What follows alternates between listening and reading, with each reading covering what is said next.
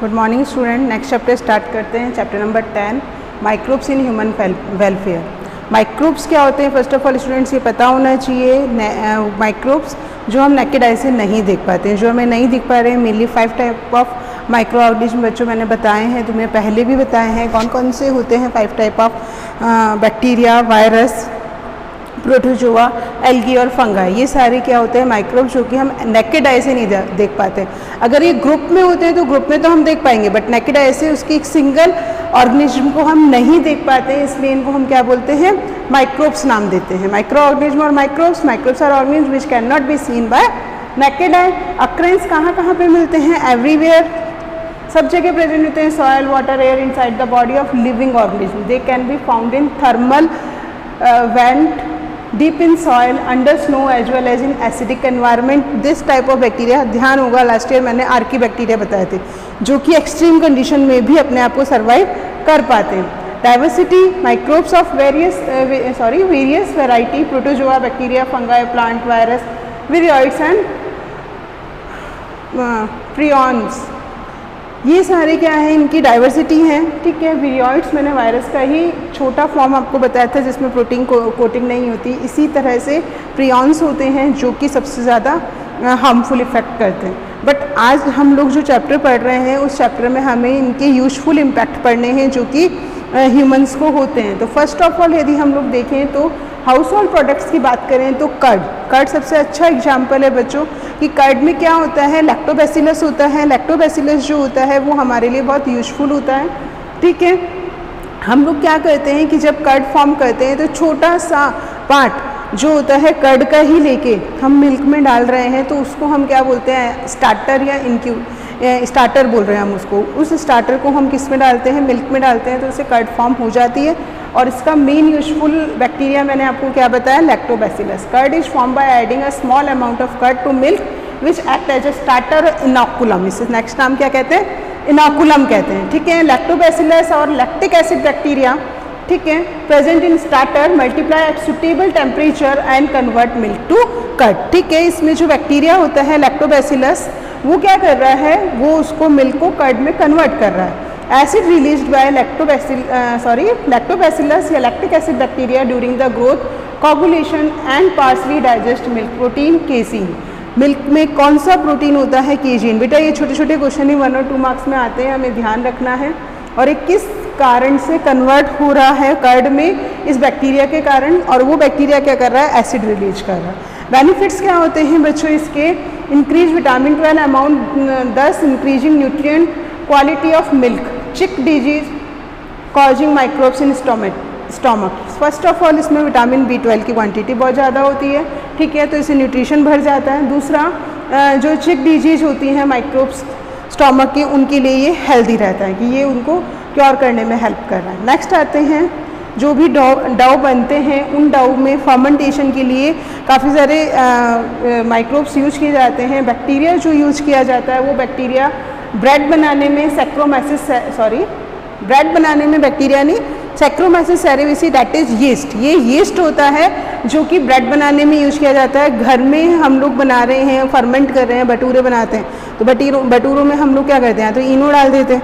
ठीक है, तो इनो भी क्या कर रहा है? उसको फर्मेंट करने में हेल्प कर रहा है। इसी तरह से यीस्ट एक ऐसा माइक्रोब्स होता है जो कि जिसे हम सैक्रोमाइसिस सेरेविसी बोलते हैं, जो कि ब्रेड यानी ब्रेड के डो को फर्मेंट करने में हेल्प करता है। कार्बन डाइऑक्साइड ये मेनली करता क्या है? एनारोबिक रिएक्शन होती है बच्चों इसमें। एनारोबिक रिएक्शन में क्या मतलब? ऑक्सीजन इसमें कम होती है और यहाँ पे जो ग्लूकोज होता है वो किस में कन्वर्ट हो जाता है? अल्कोहल में कन्वर्ट होता है और कार्बन डाइऑक्साइड रिलीज होती है। आप देखना जब फर्मेंटेशन होता है तो डो थोड़ा फूला हुआ होता है। जैसे ही हम थोड़ा सा समेटना स्टार्ट होते हैं उसमें से एयर निकल जाती है तो वापस वो वही पोजिशन ले लेता है, बट फर्मेंटेड हो जाता है। तो carbon dioxide release during the process of fermentation give the puffy appearance of dough. It is use to make food like idli dosa bread. Idli dosa बनाने में भी चावल और राइस और जो उड़द दाल होती है उसका जो बैटर होता है उस बैटर को भी फर्मेंट करते हैं हम घर में। और फर्मेंट करने के लिए हम क्या यूज करते हैं? ये सैक्रोमाइसिस सेरेविसी। घर में हम उसको फर्मेंट करने के लिए रात को ऐसे ही छोड़ देते हैं, मॉर्निंग में वो फर्मेंट हो जाता है। तो क्लियर हुआ कि डो जब हम बना रहे हैं तो उसके लिए मेनली कौन सा यीस्ट हम ले रहे हैं, कौन सा माइक्रोब्स हम ले रहे हैं वो यीस्ट होता है, जिसे बेकर्स यीस्ट भी बोला जाता है। इसी तरीके से टोडी एक तरह का मिल्क होता है, साउथ इंडिया में एज ए ड्रिंक लिया जाता है। ये भी फर्मेंटेड मिल्क होता है, किसका? पाम ट्री का, ठीक है। It is fermented by the shape from palm tree by bacteria, ठीक है। जो पाम ट्री का शेप यहाँ पे क्या होता है, एक तरह का उसका लिक्विड पार्ट होता है, उसका फर्मेंटेशन किया जाता है किसके थ्रू? बैक्टीरिया के थ्रू। तो जो ड्रिंक बनती है, this drink is known as toddy drink. Next आते हैं चीज़, कई तरह की चीज़ फॉर्मेशन किया जाता है for the with the use of microbes. Microbes को यूज करते हुए cheese is form by partially degradation of milk. Milk का पार्सली डिग्रेडेशन किया जाता है, ब्रेक डाउन किया जाता है बाय डिफरेंट माइक्रो ऑर्गेनिज्म। जैसे for example Swiss cheese is formed by the bacterium Propionibacterium shermanii, Propionibacterium shermanii. ध्यान रखना बच्चों, ये एक आपके दो तीन बैक्टीरिया के नाम दे रखे हैं, माइक्रोब्स के नाम दे रखे हैं, वो हमें ध्यान रखना है। जैसे स्विस चीज में आपका कौन सा बैक्टीरिया हमने यूज किया? Bacterium Propionibacterium shermanii. It is characterized features is formation of large hole due to production of large amount of carbon dioxide. ये जो स्विस चीज होते हैं इनमें बहुत बड़े बड़े होल होते हैं। वो होल की होते हैं कि स्टार्टिंग में तो उसके अंदर कार्बन डाइऑक्साइड भरी हुई रहती है, फिर वो रिलीज हो जाती है तो उस जगह पे होल हो जाते हैं। नेक्स्ट जो होती है Roquefort cheese is form by ripening with the fungi. कौन से फंगाई को यहाँ पे हम लेते हैं? Penicillium roqueforti for the preparation of flavour. ये क्या दे रहा है? इसको फ्लेवर देता है। कौन सा? फंगाई, ये वाला। क्लियर? तो चीज़ में मेनली हमने दो पढ़ी, स्विस चीज और रॉक्यूफॉर्ड चीज। नेक्स्ट पढ़ते हैं बच्चों microbes in industrial product. Industrial product कौन कौन से माइक्रोब्स से फॉर्म होते हैं? बहुत बड़े बड़े फर्मेंटर्स बहुत बड़े बड़े सेल होते हैं। उन सेल के अंदर बहुत सारा न्यूट्रिएंट डाल दिया जाता है और न्यूट्रिएंट्स में माइक्रोब्स एनारोबिक माइक्रोब डाल देते हैं और वो एनारोबिक माइक्रोब उन न्यूट्रिएंट्स को किस में कन्वर्ट कर देते हैं? नेक्स्ट अपने को बहुत सारे फर्मेंटेड बीवरेज बोलते हैं जिसे हम उसमें कन्वर्ट करते हैं। जैसे फॉर एग्जांपल मैं बात करती हूँ कि ग्रेप्स हमने डाल दिया, ग्रेप्स के बाद एनारोबिक बैक्टीरिया डाल दिया तो उससे वाइन्स वगैरह फॉर्म होती है, ठीक है। तो ये हो गया large scale production of various compound industry is done by various large vessels called fermenters. यानी बहुत बड़ी बड़ी वेसल्स होती हैं, उसके अंदर इनको डाला जाता है। Fermented beverages are form by fermenting malted cereals. Malted cereals बहुत सारे लेते हैं, जैसे जो हम लोग बोलते हैं, एंड फ्रूट जूस, बहुत सारे फ्रूट जूस, मैंने अभी ग्रेप जूस बोला आपको, विद सैक्रोमाइसिस सेरेवेसी और ब्रीवरेज यूज्ड टू प्रोड्यूस इथेनॉल। हम इसमें मेनली क्या डाल रहे हैं? एनारोबिक मैंने बोला था माइक्रोब्स, वो एनारोबिक माइक्रोब्स मैं वापस यहाँ पे क्या यूज कर रही हूँ? यीस्ट यूज कर रही हूँ। Formation of different type of alcoholic drink depend on the raw material and type of processing. कौन सा रो मटेरियल हम उसमें यूज कर रहे हैं? जैसे मैंने कहा कुछ में मॉल्टेड सीरियल्स यूज कर रहे हैं, कुछ में हम फ्रूट जूस यूज कर रहे हैं, उस पर डिपेंड करता है और उसकी जो प्रोसेसिंग होती है उस पर डिपेंड करता है कि किस तरह की अल्कोहलिक ड्रिंक बनती है। वाइन और beer are produce without distillation. Without distillation process wine और बियर बनती हैं और जब उसको डिस्टिलेट करके बिल्कुल क्लियर किया जाता है तो whisky, brandy and rum are form by distillation. अलग अलग जो डिस्टिलेशन के फ्रैक्शन होते हैं उसमें विस्की, ब्रांडी और रम का फॉर्मेशन होता है। तो इस तरीके से फर्मेंटेड बीवरेज बनते हैं, किसके थ्रू? माइक्रोब्स के थ्रू, इंडस्ट्रियल लेवल पे बहुत बड़े बड़े फर्मेंटर्स में डाल के। फिर हम नेक्स्ट पढ़ते हैं एंटीबायोटिक्स प्रोडक्शन, वो भी माइक्रोब्स के थ्रू किया जाता है। फर्स्ट ऑफ ऑल साइंटिस्ट थे अलेक्जेंडर फ्लेमिंग। अलेक्जेंडर फ्लेमिंग ने किसका करा था? डिस्कवर किया था, पेनिसिलिन को डिस्कवर किया था, ठीक है। Penicillin antibiotic are chemical substance produced by some micro organism which can kill and retard the growth of other disease causing micro organism. Antibiotic एक ऐसे केमिकल सब्सटेंस होते हैं जो कि क्या करते हैं, जो हमारे अंदर माइक्रोब्स एंटर करता है उसको या तो किल कर देते हैं या उसकी ग्रोथ को रिटार्ड कर देते हैं, ठीक है। रिटार्ड थोड़ी देर में तक वो वर्क नहीं कर पा रहा है, ठीक है। तो वो चीज़ होती है एंटीबायोटिक। फर्स्ट मैंने आपको बताई पेनिसिलिन, जो अलेक्जेंडर फ्लेमिंग ने देखी थी, was the first antibiotic to be discovered. Discovery कैसे की थी उन्होंने? वर्किंग वो कर रहे थे स्ट्रेप्टोकोकस बैक्टीरिया पे work. Fleming observe the growth of mould around with the bacteria did not grow. यानी उन्होंने क्या किया कि एक पेट्री प्लेट, मैं तुम्हें पहले भी बताया था, एक गोल पेट्री प्लेट होती है, उसके अंदर हम लोग बैक्टीरिया को ग्रो करवाते हैं। तो जो वो गोल पेट्री प्लेट होती है, जब उसमें ग्रो करा रहे हैं बैक्टीरिया, तो वो बैक्टीरिया कौन सा उन्होंने ग्रो कराया था? Streptococcus bacteria. बट उसके अंदर कुछ फंगाई, यानी उसके अंदर एक तरह से इन्फेक्शन हो गया था, कुछ फंगाई उसमें ग्रो करी, तो उस जगह पे वो स्ट्रेप्टोकोकस ग्रो नहीं कर रहा था। तो उन्होंने उस मोल्ड में से मोल्ड को देखा कि ये कौन सा मोल्ड था उन्होंने बताया कि ये था पेनिसिलियम नोटेटम, यानी यहाँ फंगाई का नाम क्या था, पेनिसिलियम नोटेटम। उसमें से वो केमिकल इन्होंने बाहर निकाला जिस केमिकल ने उस बैक्टीरिया को ग्रो नहीं करने दिया, और उस केमिकल का नाम था पेनिसिलिन। क्लियर? तो अलेक्जेंडर फ्लेमिंग इसीलिए बोला जाता है कि फर्स्ट ऑफ ऑल डिस्कवरी किसने की थी? अलेक्जेंडर फ्लेमिंग ने पेनिसिलिन की डिस्कवरी की थी। The founder of penicillin as an antibiotic was established by Ernest Chain and Howard Florey. It was used to treat American soldiers wounded in World War II।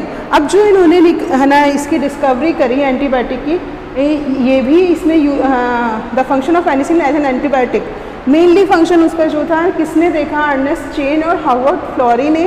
उन्होंने इनको कहाँ पे use किया? जब वर्ल्ड वॉर सेकेंड हुआ, वहाँ के जो सोल्जर्स थे उनके वाउंड पे उन्होंने लगाया, तो वो जल्दी जल्दी क्योर हो रहा था। Fleming, Chain and Florey were awarded Nobel Prize in 1945 for their discovery। Disease caused by antibiotic include कौन कौन सी डिजीज जो है, सॉरी डिजीज क्योर किया हमने डिजीज को, कौन कौन सी डिजीज को क्योर किया हमने?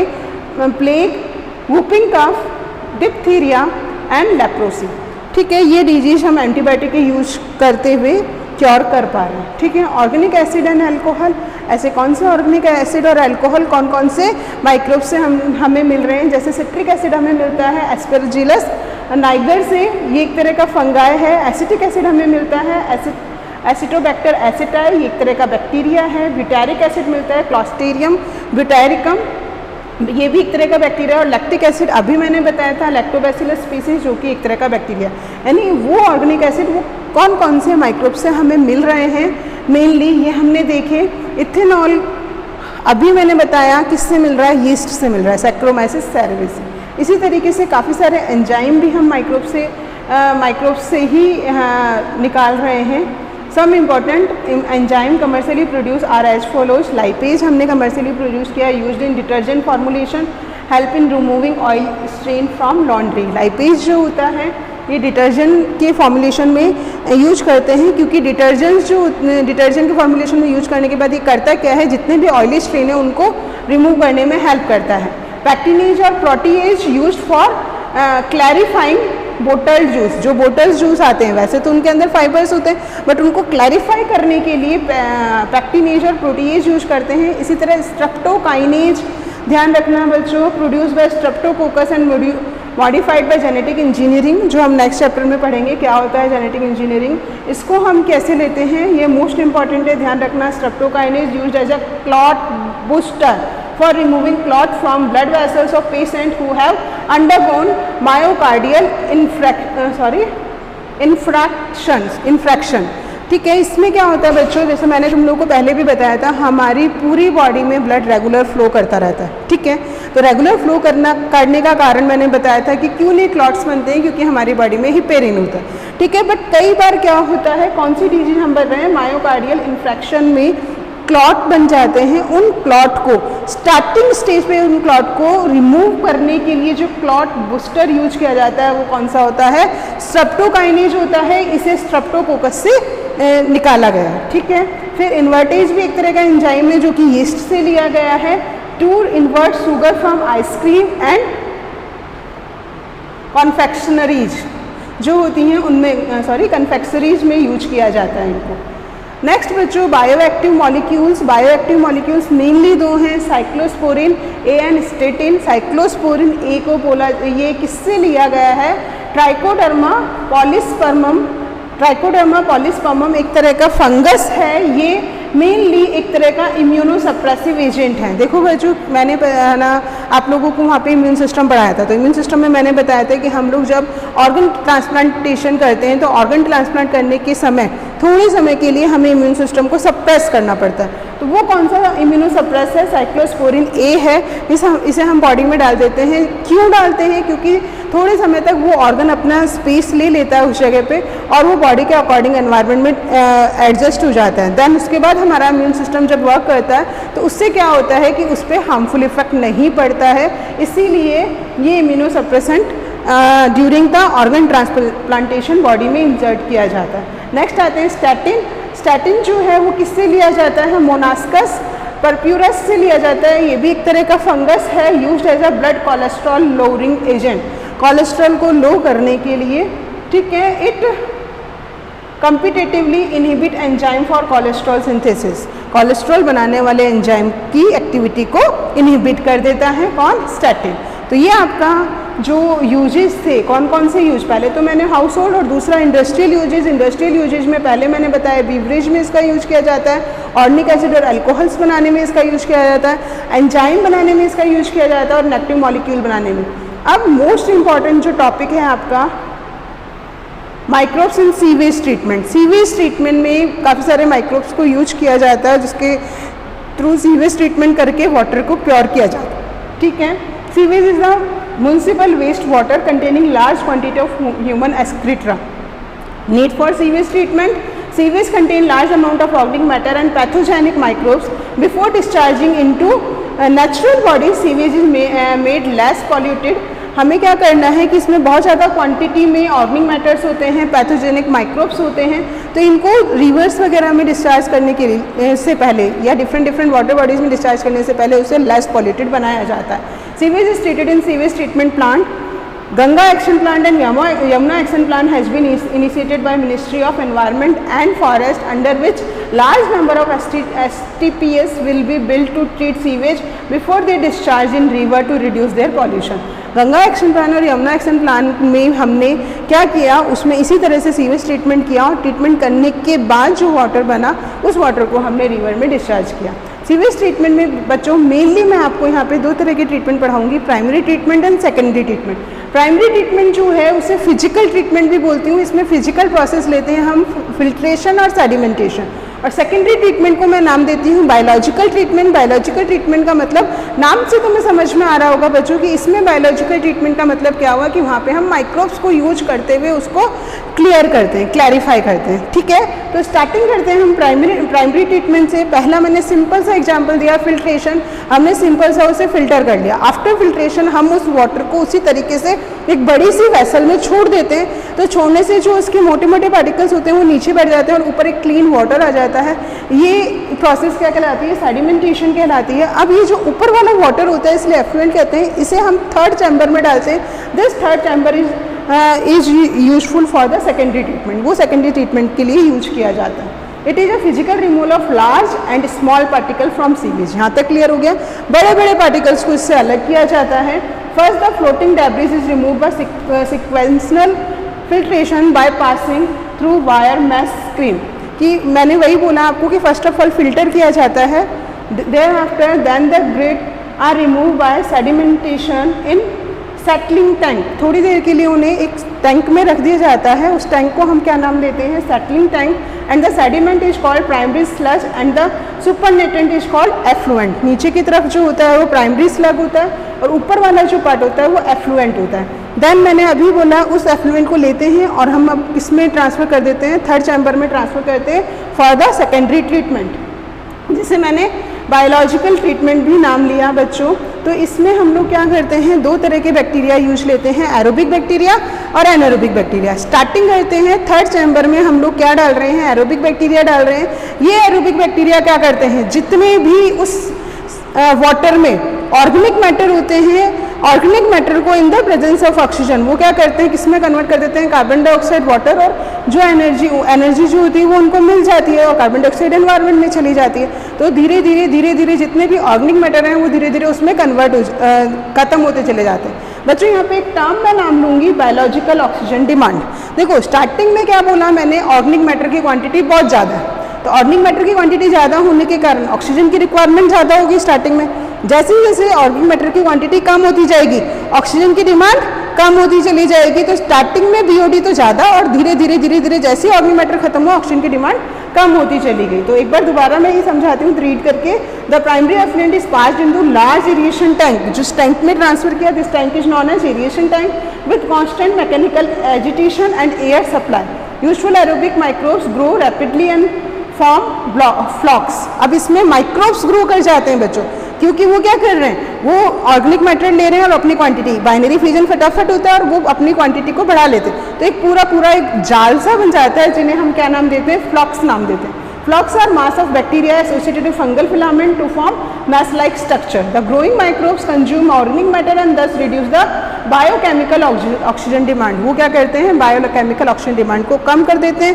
क्यों करते हैं, मैंने बताया. जैसे ही एरिएशन टैंक में हमने डाला, कुछ क्वांटिटी में, स्टार्टिंग में मैंने वहाँ पे इनोकुलम पढ़ाया था तुम्हें कि कर्ड बनाने के लिए हमने क्या किया था, मिल्क में थोड़ा सा इनोकुलम डाला था. इसी तरीके से हमें थोड़े से क्या डालने हैं, इसके अंदर बैक्टीरिया डालने हैं, एरोबिक बैक्टीरिया. जैसे ही मैंने एरोबिक बैक्टीरिया उसके अंदर डाले, उन्होंने क्या करा, ऑर्गेनिक मैटर को यूज करा in the presence of oxygen, और किस में कन्वर्ट करते गए, कार्बन डाइऑक्साइड, और एनर्जी को यूज करते हुए अपनी क्वांटिटी को बढ़ाते चले गए. बैक्टीरिया और फंगल, उन क्वांटिटी को हमने क्या नाम दे दिया, फ्लॉक्स नाम दे दिया. ठीक है, तो ये क्लियर हुआ. When BOD of sewage has reduce, जब बीओडी उसकी रिड्यूस हुई, the effluent is pass into the settling tank. अब अगेन उसको सेटलिंग टैंक में ट्रांसफर कर देते हैं. तो जैसे ही हम सेटलिंग टैंक में उसको ट्रांसफर करते हैं, तो इसके जो फ्लक्स फ्लॉक्स होते हैं वो नीचे बैठ जाते हैं, और ऊपर की तरफ वाला जो वाटर होता है वो क्लीन बचता है. उस वाटर को अगेन एफ्लुएंट बोलती हूँ, और अब उसको मैं नेक्स्ट टैंक में ट्रांसफर करूँगी, जिससे मैं बोलूँगी anaerobic tank.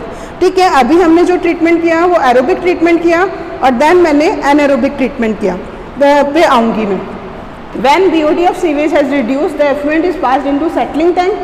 Here the bacterial flocks settle and the sediment is called activated sludge. जो नीचे की तरफ बैठे फ्लॉक्स, उनको क्या नाम देते हैं, एक्टिवेटेड स्लग नाम देते हैं. देखो दोबारा बता रही हूँ, जैसे ही क्या हुआ, उस एरोबिक टैंक में फ्लॉक्स बन गए बहुत सारे. अब इस पूरे वाटर को मैंने किस में ट्रांसफ़र कर दिया, सेटलिंग टैंक्स में. सेटलिंग टैंक में ट्रांसफ़र करने से वो जो फ्लॉक्स थे वो तो नीचे बैठ गए, ऊपर की तरफ वाटर रह गया. इस वाटर को अगेन मैंने एनारोबिक टैंक में डाल दिया, और जो फ्लॉक्स थे, उन फ्लॉक्स को एक्टिवेटेड स्लग क्यों नाम दे रही हूँ बच्चों, कि इन्हीं फ्लॉक्स में से थोड़ा सा मैं इनोकुलम लेती हूँ और किस में डालती हूँ, एरेटेड टैंक में डालती हूँ, ताकि अगेन वो प्रोसेस हो सके. ये सीवेज ट्रीटमेंट रेगुलर चलता रहता है. ठीक है, तो a small part of sludge is used as a inoculum in the aeration tank and the remaining part is passed into the large tank called anaerobic sludge digester. Clear हो गया, aerobic digestion complete हो गया. अब anaerobic digestion करवाते हैं हम. In the digester heterotrophic microbes anaerobically digest bacteria fungi in sludge producing mixture of gases such as methane, hydrogen sulfide and carbon dioxide which form the biogas. अब क्या हुआ, जब ऑर्गेनिक मैटर तो उसमें ख़त्म हो गए. अब इन ऑर्गेनिक मैटर को क्लियर करने के लिए उसके अंदर हमने क्या करा, एनारोबिक बैक्टीरिया उसके अंदर हमने डाल दिए. एनारोबिक बैक्टीरिया ने क्या करा, जितना भी बचा हुआ मैटर था उस मैटर को कम्प्लीटली क्या करा, उन्होंने किस में कन्वर्ट कर दिया, बायोगैस, जिसको हम नाम देते हैं methane, hydrogen sulphide and carbon dioxide में. और मेनली इसमें कौन से बैक्टीरिया हमने यूज करे, हेटेरोट्रॉपिक माइक्रोब्स को हमने यूज किया. और इससे जो गैस बनी, उस गैस को क्या नाम देते हैं हम, बायोगैस. बायोगैस काफ़ी सारी यूजेज में आती है, हमें पता है. देन अब जो हमारे पास एफ्लुएंट बचा, effluent is now releasing to river and stream. अब जो हमारे पास एफ्लुएंट बचा उसे हमने किस में डाल दिया, रिवर में और स्ट्रीम्स में ट्रांसफ़र कर दिया. तो ये आपका कंप्लीट क्या हो गया बच्चों, सीवेज ट्रीटमेंट, जिसमें स्टार्टिंग मैंने बताई थी आपको प्राइमरी ट्रीटमेंट. प्राइमरी ट्रीटमेंट में अगेन मैं दोबारा बता रही हूँ, फर्स्ट ऑफ ऑल फिल्ट्रेशन करते हैं. फिल्ट्रेशन के बाद बड़े बड़े यानी फिल्टर करा, फिल्टर के बाद हमने उसको एक सेटलिंग टैंक में डाल दिया. तो धीरे धीरे जो मोटा मोटा डेब्रिस था वो नीचे बैठ गया और ऊपर वाला पार्ट बच गया. उस ऊपर वाले पार्ट को मैंने एरोबिक टैंक में डाला. जैसे ही एरोबिक टैंक में डाला, इधर से हमने थोड़ा सा इनोकुलम डाला. इनोकुलम में क्या था, यहाँ पे एक तरह के बैक्टीरिया थे, एरोबिक बैक्टीरिया, जिन्होंने वहाँ के ऑर्गेनिक मैटर को धीरे धीरे किस में कन्वर्ट कर दिया, कार्बन डाइऑक्साइड, वाटर, और खुद उस एनर्जी को यूज़ करते हुए अपनी क्वांटिटी को बढ़ा लिया. ठीक है, अब दोबारा इनको सेटलिंग टैंक में डाला तो ये फ्लॉक्स तो नीचे बैठ गए और ऊपर एफ्लुएंट बच गया. उस एफ्लुएंट को मैंने एनारोबिक टैंक में डाला. ये जो एनारोबिक टैंक था, इस एनारोबिक टैंक में हमने हेटेरोट्रॉपिक माइक्रोब्स या एनारोबिक माइक्रोब्स डाले. इन्होंने फिर जितना भी मैटर था उस मैटर को बायोगैस में कन्वर्ट कर दिया. देन अब जो बचा हमारे पास एफ्लुएंट, उस एफ्लुएंट को हमने डायरेक्ट किस में डाल दिया, रिवर और जहाँ भी वाटर बॉडीज़ हैं उन वाटर बॉडीज़ में डाल दिया. तो ये आपका कंप्लीट क्या हो गया बच्चों, waste water, sewage water treatment. Biological oxygen demand मैंने आपको बताया था. बायोकेमिकल भी बोलते हैं इसे. BOD refer to amount of oxygen consume if all the organic matter in 1 liter of water is oxidized by bacteria. BOD measure the amount of organic matter in water by measuring the rate of oxygen uptake by microbes that it is measure of organic matter present in water. यानी starting में organic matter की quantity ज़्यादा होती है तो oxygen की quantity ज़्यादा use करनी पड़ेगी। तो धीरे धीरे क्या होती है, ऑर्गेनिक मैटर खत्म होता जाता है क्योंकि उसे बैक्टीरिया यूज कर रहा है, तो ऑक्सीजन की डिमांड कम होती चली जाएगी। Higher BOD indicate higher polluted potential, जितनी ज़्यादा BOD होगी उतना ज़्यादा पॉल्यूटेड पोटेंशियल रहेगा। क्लियर? तो ये आपका क्या हुआ, सीवेज ट्रीटमेंट हुआ। नेक्स्ट हम लोग पढ़ते हैं microbes in production of biogas. Biogas production में माइक्रोब्स को हम कैसे यूज कर रहे हैं वो हमें देखना है। ठीक है, इसके लिए बच्चों हमें पता है कि ये बायोगैस प्लांट आता है। इस बायोगैस प्लांट को मेनली इसके अंदर ये मेन पार्ट होता है जिसे डाइजेस्टर बोलते हैं। इस डाइजेस्टर में दो तो इनलेट होते हैं, एक आउटलेट होता है। दो इनलेट में एक इनलेट जो होता है इसके अंदर जो होता है काउडंग प्लस वाटर की स्लरी से इसमें अंदर एंटर कराया जाता है, और बाहर एक जो होता है इसके थ्रू एक इनलेट होता है और दो आउटलेट होता है। एक इनलेट तो ये हो गया, दो आउटलेट में एक को तो फर्टिलाइजर को बाहर निकालने के लिए और दूसरा गैस को बाहर निकालने के लिए होता है। ठीक है, तो हम लोग क्या करते हैं इसके अंदर बच्चों कि काउडंग प्लस वाटर की बात कर रही हूँ बच्चों, तो हम क्या कर रहे हैं कि स्लरी स्टार्टिंग में क्या होता है इसके आउटलेट बिल्कुल बंद कर देते हैं, इनलेट भी बिल्कुल बंद है अभी। ठीक है, अब हम क्या करेंगे, फर्स्ट ऑफ ऑल काउडंग लेंगे, जितने भी एनिमल और प्लांट वेस्ट होते हैं उनको लेते हैं, पानी के साथ उसकी स्लरी बनाते हैं, देन इनलेट के थ्रू इसमें डाल दिया जाता है। ठीक है, देयर आफ्टर हम इनलेट बंद कर देते हैं, और दोनों आउटलेट बिल्कुल बंद कर देते हैं। और उसके अंदर क्या, क्योंकि काउडंग में क्या होते हैं, मिथेनोजिन्स होते हैं। ये मिथेनोजिन्स क्या करते हैं, इसके अंदर एनारोबिक कंडीशन होने के कारण ऑक्सीजन के एब्सेंस में क्या बनाते हैं, इथेनॉल और बहुत सारी गैसेज जैसे मीथेन, कार्बन डाइऑक्साइड, मैंने हाइड्रोजन सल्फाइड, तो ये गैसेज इसमें धीरे धीरे बनती चली जाती हैं। आफ्टर सम टाइम जब इसमें गैसेज बन जाती हैं तो यहाँ पे एक विशल होती है, वो विशल ये दिख रही है आपको, ये विशल बच जाती है, तो इससे पता चलता है कि इसमें गैस फॉर्म हो गई है। अब हम क्या करते हैं, धीरे से इसको ओपन करते हैं और यहाँ से इस गैस को धीरे धीरे करके निकाल लेते हैं। देन नीचे जो आपके मैटर बचता है उस मैटर को हम लोग क्या बोलते हैं, मैन्योर बोलते हैं। इस मैन्योर को इस आउटलेट के थ्रू हम बाहर निकाल लेते हैं। ठीक है, तो कुल मिला के ये क्या है आपका बायोगैस प्लांट, जिससे हम क्या कर रहे हैं, बायोगैस का फॉर्मेशन करते हैं।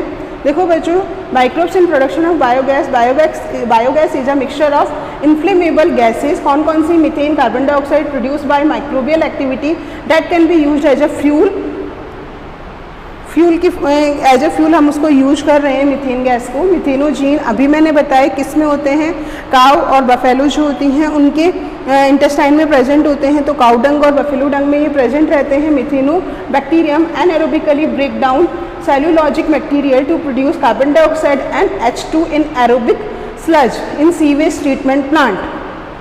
Rumen of cattle thus producing nutrition to cattle. Indian Agriculture Research Institute and Khadi and Village Industry Commission developed the technology of biogas in India. Mechanism of biogas and गोबर gas production अभी बच्चों मैंने पूरा clear किया है आपको। ठीक है, तो ये आपका कंप्लीट हो गया microbes in production of biogas. ठीक है, नेक्स्ट टॉपिक हम लोग अब next is microbes as biocontrol agent. Microbes जो हैं बायोकंट्रोल एजेंट की फॉर्म में कैसे यूज कर रहे हैं हम। फर्स्ट ऑफ ऑल बच्चों ये पता होना चाहिए आपको कि बायोकंट्रोल क्या होता है। Biocontrol is defined as controlling plant disease and pest using biological method. कि बायोकंट्रोल क्या है, हम प्लांट की डिजीज को कंट्रोल करने के लिए जो एजेंट्स यूज करते हैं वो एजेंट क्या कहला रहे हैं, बायोकंट्रोल एजेंट कहलाते हैं। Earlier chemical like insecticides and pesticides were used for biocontrol। पहले क्या होता था कि पेस्टिसाइड्स वगैरह यानी केमिकल्स को यूज किया जाता था, और केमिकल्स क्या कर रहा था, वो हार्म पहुंचा रहा था बहुत सारी क्रॉप को। तो अब हम लोग क्या करते हैं, माइक्रोब्स लेते हैं, उन माइक्रोब्स को सॉइल के साथ ऐड करते हैं, और सॉइल के साथ ऐड करके उसको हम किसी प्लांट को दे रहे हैं, तो प्लांट डायरेक्ट उससे क्या जो भी उसको लेना होता है, या फिर हम लोग सॉइल के साथ ऐड नहीं करेंगे तो उसका स्प्रे बनाते हैं और प्लांट पे छिड़क देते हैं, स्प्रे कर देते हैं, तो उससे जितने भी माइक्रोब्स उसमें होते हैं वो क्या करते हैं, वर्क करते हैं। इसका बहुत अच्छा एग्जांपल बच्चों क्या है, बीटी कॉटन है। बीटी कॉटन एक तरह का बैक्टीरिया होता है, बैसिलस थ्रेंसिस बोलती हूँ जिससे मैं। ये बीटी कॉटन क्या करता है, एक इंसेक्ट जो होता है उस इंसेक्ट को किल करने के लिए हेल्पफुल होता है। तो हम क्या करते हैं, बीटी कॉटन का स्प्रे बनाते हैं और प्लांट की लीफ पे स्प्रे कर देते हैं। जैसे ही हम उसके ऊपर स्प्रे करते हैं वैसे ही जो वहाँ पे कैटरपिलर होते हैं वो कैटरपिलर उन माइक्रोब्स को खा लेते हैं। उन माइक्रोब्स को जैसे ही वो खाते हैं तो वो जब उनके इंटेस्टाइन में पहुँच रहा है, क्रॉप में पहुँच रहा है मेनली, तो वहाँ पे पहुँचने के बाद ये एक तरह के प्रोटीन को एक्टिव करता है। ये प्रोटीन जो होता है या एंजाइम, मेनली एंजाइम बोलूँगी मैं इसे, एंजाइम को एक्टिव करता है। वो क्या करता है, उसके क्रॉप में छोटे छोटे से होल बना देता है और जिस कारण धीरे धीरे उसकी डेथ हो जाती है। ये जो एंजाइम होता है वो बैसिलस थ्रेंसिस में तो इनएक्टिव फॉर्म में होता है, बस जब वो कैटरपिलर में एंटर करता है तो वो एक्टिव हो जाता है और एक्टिव होकर वो उसमें पोर्स करता है जिस कारण कैटरपिलर की डेथ हो जाती है। तो इस तरीके से ये बायो कंट्रोल एजेंट जो हैं वो वर्क करते हैं। डिसएडवांटेज क्या है केमिकल एजेंट्स की, अभी मैंने बताई आपको। Chemical are toxic and harmful to human being and animals, हम लोग भी उसको खाते हैं, ये हमारे लिए हार्मफुल होते हैं। Chemical pollute the environment and plants. Weedicides used to remove weeds also polluted the soil. Organic farmers use a holistic approach for following region, keeping pest to manageable level by a complex system of checks and balance within the ecosystem instead of their complete eradication. Complete eradication of pest is undesirable as without them the beneficial predatory and parasitic insect which depend on them as food act as a host will not be survive. This will disturb the balance of the ecosystem. कि ये क्या करेगा, ecosystem के balance को भी disturb करता है। Bio control agent reduce dependency on toxic chemical and fertiliser. ये बायो कंट्रोल एजेंट जो होते हैं हमें केमिकल की डिपेंडेंसी को रिड्यूस करते हैं। Following are some of the approaches of bio control farming. Familiarities with various life form inhabiting the field, gain knowledge about the life cycle, pattern of feeding, habitat of predators and pests। कि हम लोग जो approaches ले रहे हैं biological farming में वो हमें पता है, वो कौन कौन सी बताइए ने। फर्स्ट ऑफ ऑल हम फैमिलियर हूँ किससे, life form of inhibiting the field, field को इनहिबिट करने वाली लाइफ फॉर्म से फैमिलियर होने चाहिए। उसके अलावा हमें क्या नॉलेज होना चाहिए, वो जो इनहिबिटर है उनकी लाइफ साइकिल क्या होता है, उनकी फीडिंग पैटर्न क्या होता है, उनका हैबिटेट क्या है प्रीडेटर्स के प्रति और पेस्ट का। ठीक है, some examples of bio control. Ladybirds and dragonfly are used to get rid of aphid and mosquito respectively. The bacterial Bacillus thuringiensis जो मैंने अभी आपको पूरा प्रोसेस समझाया वही है, are used to control butterfly caterpillar. Dried spores of BT are mixed with water and spray on plants such as brassicas and fruit tree. Insect larvae after eating these are killed by toxin released in their gut. इनकी जो intestine होती है उसे गट बोलते हैं बच्चों। Bacillus thuringiensis toxin gene has been introduce into plant to produce resistance to pest, for example Bt cotton. यानी ये जो बैसिलस थ्रेंसिस है प्लांट को कोई हार्म नहीं पहुंचाएगा, हमें कोई हार्म नहीं पहुंचाएगा, पर हार्म किसको पहुंचा रहा है, ये कैटरपिलर को। और वो भी मैंने बताया कैसे कि वो टॉक्सिन रिलीज कर रहा है। ये टॉक्सिन क्या करते हैं, इसकी गट में जाके उसमें पोर कर देते हैं। क्लियर।